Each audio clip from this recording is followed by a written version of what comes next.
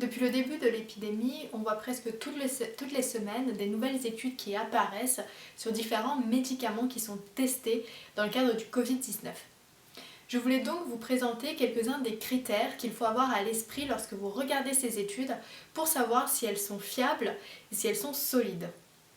Ce qu'il faut savoir, c'est que quand on n'a pas une formation scientifique, c'est relativement compliqué de pouvoir immédiatement identifier si une étude est fiable, si les résultats sont robustes, mais il y a tout de même certaines petites choses que l'on peut regarder pour avoir des indications. Et je voulais donc vous en présenter 3 qui constituent la méthodologie la plus robuste, la plus solide pour mener des études cliniques sur des médicaments. La première chose à savoir, c'est que dans une étude clinique, ce que l'on va essayer de comprendre, c'est quelle est l'efficacité du médicament, mais aussi quelle est sa tolérance, c'est-à-dire est-ce que cela provoque des effets indésirables, et si oui, lesquels. Pour pouvoir faire cela, on va procéder de la manière suivante. On va prendre des patients et on va les mettre dans plusieurs groupes. Ces groupes, c'est ce que l'on appelle des bras. On va avoir le groupe, c'est-à-dire le bras de patients qui vont recevoir le traitement qui est testé.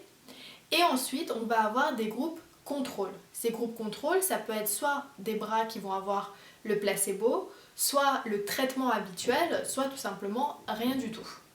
C'est extrêmement important d'avoir des groupes contrôle pour savoir si les effets indésirables ou bénéfiques que l'on observe dans le groupe qui prend le traitement sont bien dus au traitement ou si c'est dû à autre chose. Donc, avoir un groupe contrôle. Le deuxième élément qui est très important, c'est d'avoir une étude qui est randomisée. Cela veut dire que les patients ont été mis aléatoirement dans l'un des bras. C'est-à-dire que ce n'est pas le médecin ni le patient qui décide si on donne le traitement ou un placebo ou autre. Les bras dans lesquels sont alloués les patients sont aléatoires.